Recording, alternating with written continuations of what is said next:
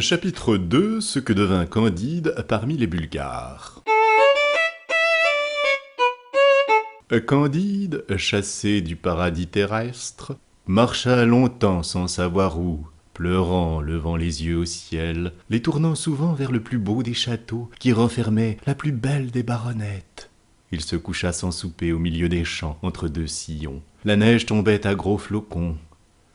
Candide, tout transi, se traîna le lendemain vers la ville voisine qui s'appelle Waldberghof Trapnickdorf, n'ayant point d'argent, mourant de faim et de lassitude. Il s'arrêta tristement à la porte d'un cabaret. Deux hommes habillés de bleu le remarquèrent. « Camarade, dit l'un, voilà un jeune homme très bien fait, qui a la taille requise. » Ils s'avancèrent vers Candide et le prièrent à dîner très civilement.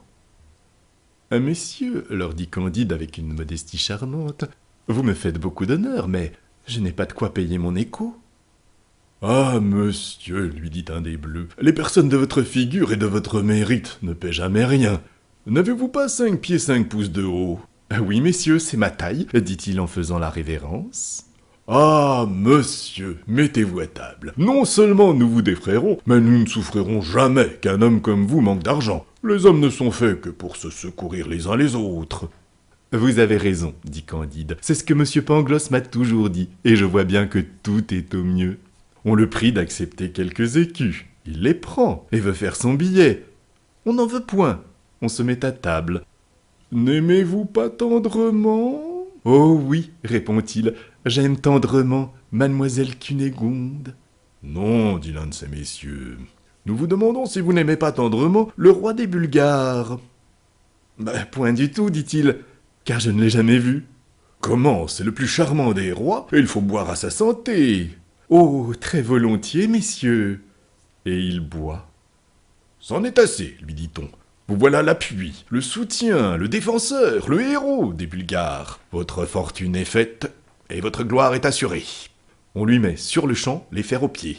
Et on le mène au régiment. On le fait tourner à droite, à gauche, hausser la baguette, remettre la baguette, coucher en joue, tirer, doubler le pas, et on lui donne 30 coups de bâton. Le lendemain, il fait l'exercice un peu moins mal, et il ne reçoit que 20 coups. Le surlendemain, on ne lui en donne que 10, et il est regardé par ses camarades comme un prodige. Candide, tout stupéfait, ne démêlait pas encore trop bien comment il était un héros. Mais il s'avisa un beau jour de printemps de s'aller promener, marchant tout droit devant lui, croyant que c'était un privilège de l'espèce humaine, comme de l'espèce animale, de se servir de ses jambes à son plaisir. Il n'eut pas fait 2 lieues que voilà 4 autres héros de 6 pieds qui l'atteignent, qui le lient, qui le mènent dans un cachot. On lui demanda, juridiquement, ce qu'il aimait le mieux, d'être fustigé 36 fois par tout le régiment, ou de recevoir à la fois 12 balles de plomb dans la cervelle.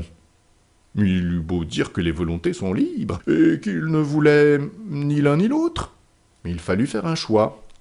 Il se détermina, en vertu du don de Dieu qu'on nomme liberté, à passer 36 fois par les baguettes. Il essuya 2 promenades. Le régiment était composé de 2000 hommes. Cela lui composa 4000 coups de baguette, qui, depuis la nuque du cou jusqu'au cul, lui découvrirent les muscles et les nerfs.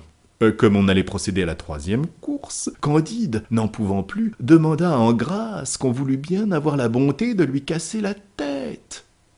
Il obtint cette faveur. On lui bande les yeux, on le fait mettre à genoux. Le roi des Bulgares passe dans ce moment, s'informe du crime du patient, et comme ce roi avait un grand génie, il comprit, par tout ce qu'il apprit de Candide, que c'était un jeune métaphysicien fort ignorant des choses de ce monde, et lui accorda sa grâce avec une clémence qui sera louée dans tous les journaux et dans tous les siècles. Un brave chirurgien guérit Candide en 3 semaines, avec les émollients enseignés par Dioscoride. Il avait déjà un peu de peau, et pouvait marcher, quand le roi des Bulgares livra bataille au roi des Abares.